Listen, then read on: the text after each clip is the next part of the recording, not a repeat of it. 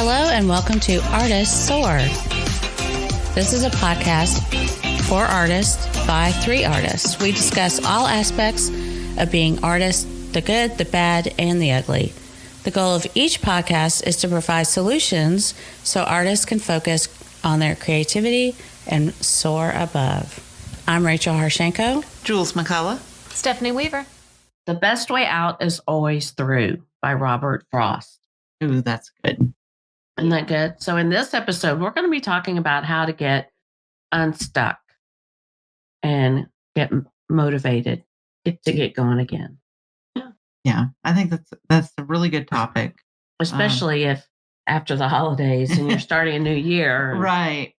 Yeah, I actually saw it on Facebook this morning. There was a girl that was doing like a daily painting thing for over a year, and she wants to take a break because she feels like she's just kind of done. And I guess a lot. That's a lot. That's a lot. Yeah, that is a lot. So, I mean, I don't know if that's considered a slump or stuck, but it's just like maybe it's just a time for a break. Yeah. Is it I don't know. Well, and like for me, I've been drawing on my iPad, thanks to a tendon issue.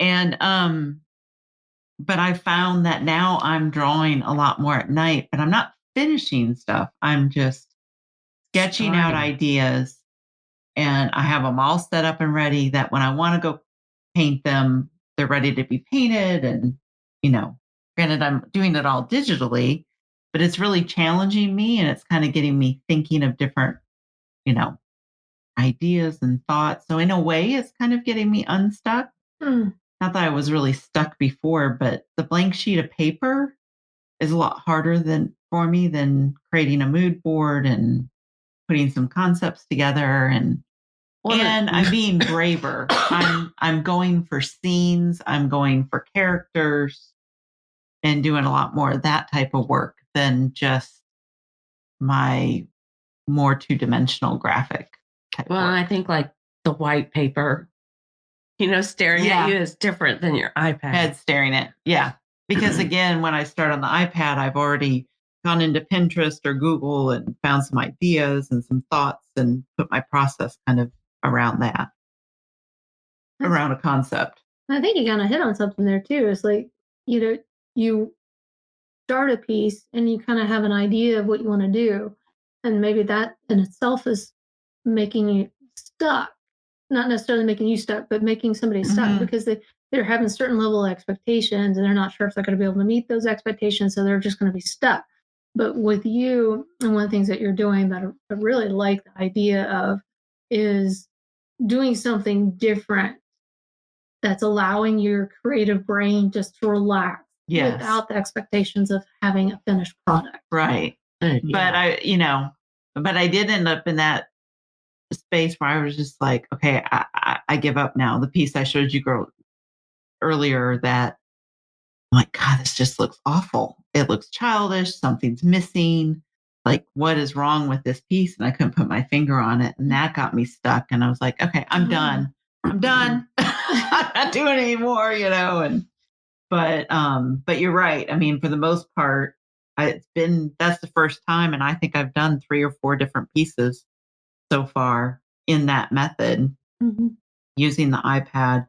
So I think in a way, using a different medium to explore or going through and looking for ideas is a way to kind of get yourself unstuck and out of that slump.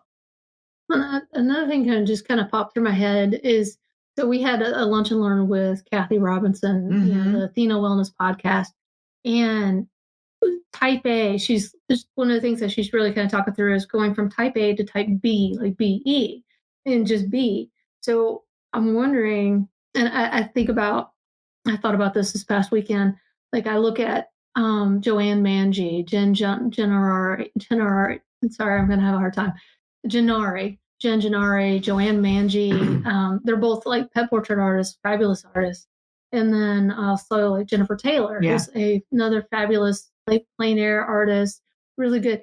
And I look at these guys and they're just producing all the time, producing artwork. And it's like they don't seem to have a care in the world on what happens with these panels. Like Yeah. whether they're finished or not, good, not, they don't care. They're just doing it because they got to do it. And when I started thinking about that, I'm like, is it my personality that's preventing me from just going and doing these things instead of thinking of the panel? Like, I've got a panel. It cost me $5.76. If I don't get it right, it's going to be a total waste. It's $5 freaking $76. Right. But for some reason, Mm-hmm. that's the way You put it on there. That's the way my mind works. It's got to have some sort of value. What I produce has to have some sort of value. And it's interesting you say that, because when it comes to me doing watercolor, I feel that exact same way. If I'm going to put my watercolor onto this expensive paper, and these expensive watercolors, and I'm going to use them, it's got to be good. It can't be bad. It can't be an experiment. It has to be good, because that was money that it cost me, and I don't want to waste this, because I don't want to have to buy a new pan, and a new pan of some of these watercolors is less than $10. Yeah. So why am or a tube might be less than 20. Yeah. Why am I freaking out about getting started? And then there's the other side where you get so far into a painting and you're like, boom. And you're like, I don't want to work on it anymore. Right. Yes. Right. Yep. And I have paintings that I've set aside, and other friends of ours, Julie, I'm thinking Birmingham, Julie, she's set pieces aside and then come back to it and finished it like amazingly. Yes. Yeah. And she can easily just put things aside. I feel like she got stuck on that one, the skull. Yeah. And then she finished it and sold it. Yeah. Well, that was us telling her, okay, stop screwing around with it. You're done. It was, it was like, it was so right there, almost finished. And she just did a couple little things, and it was like completely gorgeous. Wow. But I actually started journaling about where did it start? Why do I have to put value on it? Mm-hmm. And I worked it back. That's good. I think I figured it out. But it's one of those things like, what is it? Oh, I believe it was because of being personal. Dad, sorry. No, because the way that we kind of grew up is that, whatever you do has to result in some sort of moving forward, and produce something. Like Mom, she was into crafts. And so then that love of crafts became, well, let's go to craft shows and let's sell this stuff. And when I look at Mom now she's just producing to produce because she just loves to do it. And I saw my dad, he asked the question, like, she's back there playing with her jewelry and her crystals, just piddling time. And that was like, Dad, why are you dissing on Mom's things here? That brings her joy and makes her happy. Right. And that after that, he totally is 100% supportive, because he didn't realize he was doing that. Right. But when I started kind of putting those pieces together, that's my mentality to everything. Mm-hmm. And it should have value. Yeah, it has to have value, but why? But is that growing up in the 80s when the economy and inflation were outrageous, and could be, just the mindset of our parents who indirectly influencing, right? I mean, they didn't have to say anything. It just was the mindset of that day. Everything was expensive. The economy was crap. It was a struggle. And then you also had the women going into the workforce, which was a new movement, and men being against it. Do we feel more as women growing up in that time frame, like what we do has to produce a result? Yeah. That result doesn't have to be monetary, but it has to produce some sort of result in some sort of manner. Right. I mean, I heard this a few times when I stopped working and moved to become like an artist, stay-at-home mom. I went to undergrad, got a grad degree in marketing, grad school, MBA with concentration management information systems, another master's project management. What a waste of money. Who said that? It's one of those initial gut oh things my gosh, that happens. And there was some little innuendos with that. Spent all that money and now you're an artist. Yeah. And so, and it's just like, that's part of my reasoning for getting stuck. See. Yeah. Because I don't want to produce something that isn't going to produce value. Yeah. Wow. And that makes sense. That's a Right? huge thing to realize. Well, at least you know where it's coming from now, and now you can redirect it in a positive way. It's not that it doesn't have to have value. It just needs to be done in a positive manner versus a negative and forcing you to feel stuck or not painting on the $5 panel because it has to have value in the end. Well, and I think this is the type of conversation that somebody needs to have with themselves. Why are you stuck? Right. Why can't you put the pen to paper and work it back? And it's one of those things, like, it's something you actually have to meditate on. Because there's some reason. Right. There is a reason for that. You got either you can't get started or you can't finish. Yeah. You know, either way, you're getting stuck. Right. For a reason. Yeah. Yeah. It's just like I had these stack of canvases. I'm like, just throw them away. And my husband's like, no, you can put gesso over and blah, blah, blah. And I'm like, no, throw them away. I don't want to see them. Yeah. I don't even want to paint over them. They're ugly. They were experiments. You know, just throw them away. And they serve their purpose. He had such a hard time throwing those canvases away because he felt like it was so wasteful. He's like, you're just wasting. And I'm like, no, they had their purpose. They're not really, they're not really repaintable because there's already so many layers of paint on them. Like, just throw them away. So. Well, I have a hard time painting on something else that's already been painted because I still see the ghost of the image. Right. You know? I did that too. I tried to paint over, I gessoed over something and I was like, I'm looking at it, I'm like, no. Yeah. Yeah. And I chucked it. Yeah. It feels good too, doesn't it? Just exactly. But I'm like, get rid of them. That helps. It does. But you have to get into the mentality to be able to chuck it. Yeah. Yeah. And if I wasted this money mentality, then you're going to have a hard time. Right. Yeah. You're going to have to let something. Yeah. And that goes back to journaling about it to find out where is the real issue in this problem here? Why am I stuck? Why do I feel like it needs to have X, Y, Z? And sometimes, I mean, like that, one of my students in the oil painting class, she's like, I just don't even know what to paint. And I was like, well, you know what we're going to do then? And she's like, and everybody else kind of groaned, you're going to paint an apple. Because just paint something. Right. Something's better than nothing. Just, if you want to do something, just do it without a care in the world. Set a timer 20 minutes.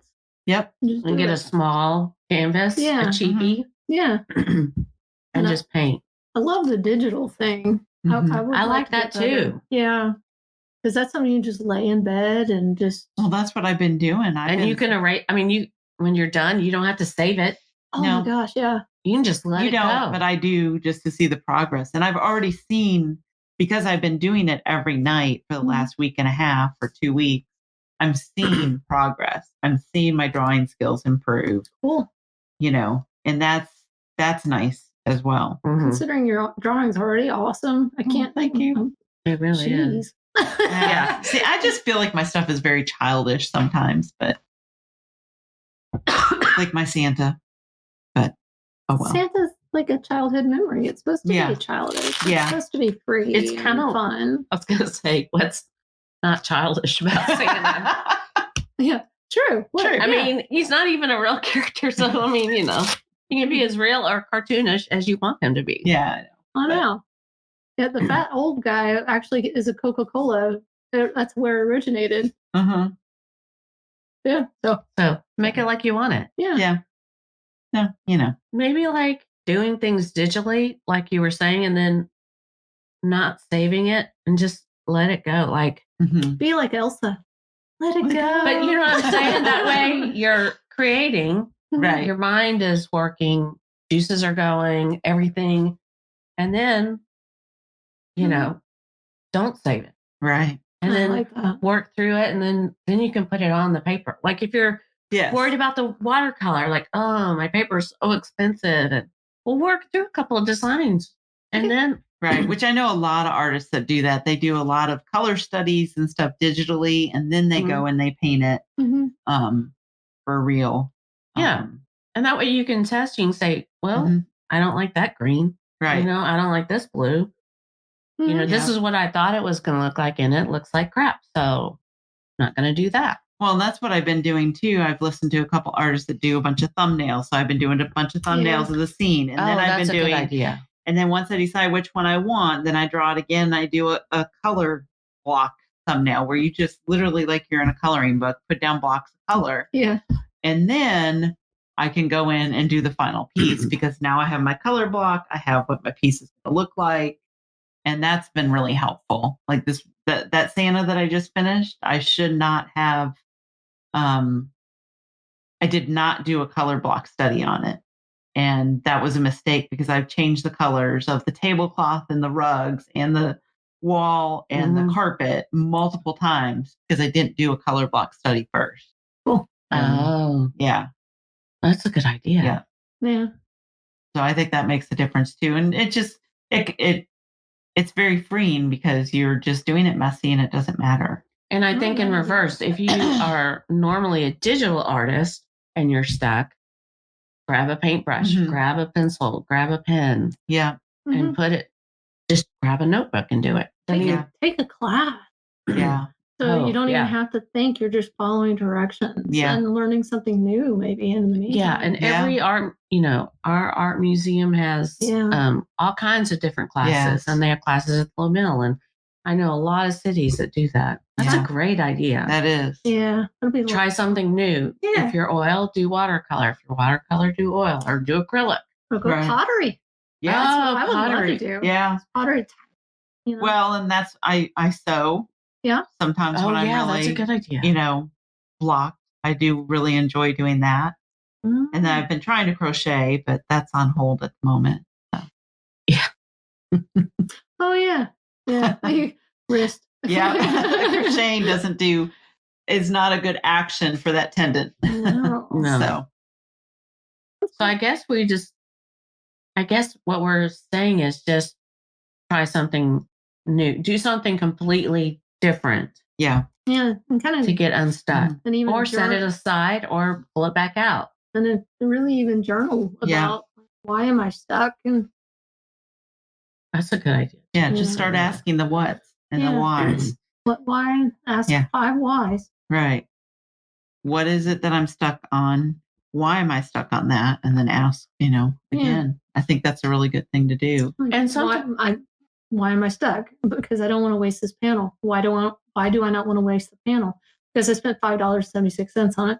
Why is $5.76 a big deal to you?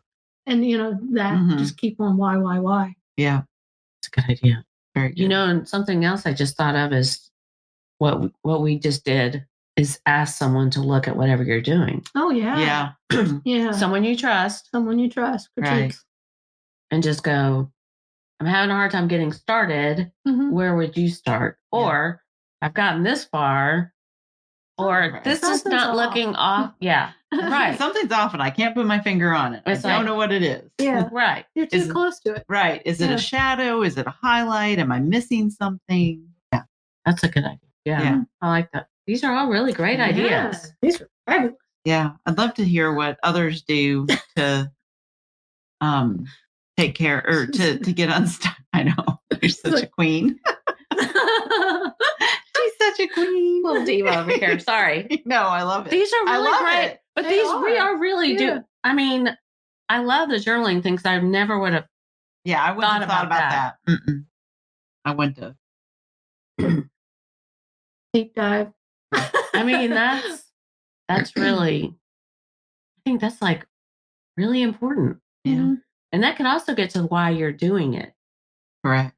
Yeah. And reconnect why you're doing your artwork. And that maybe that'll, get you unstuck.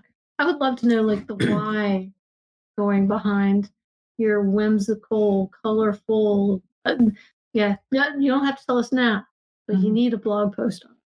Why I am whimsical and colorful. Yeah.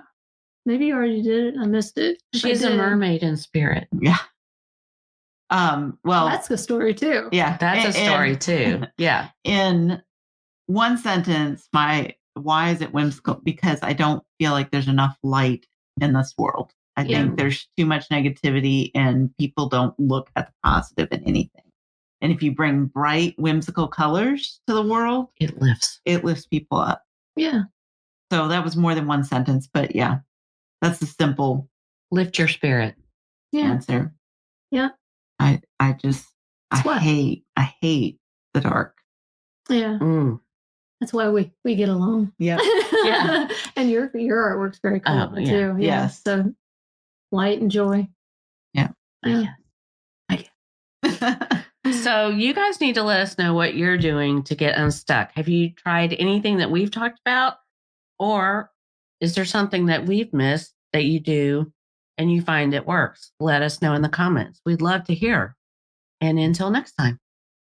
Thanks for listening to Artists Soar, a podcast for artists by artists. And if you have any questions, feel free to email us at hello@artistssoar.com. And be sure to leave us a 5-star review on Apple Podcasts so you can get more of us and we can bring in some sponsors to help you and help us.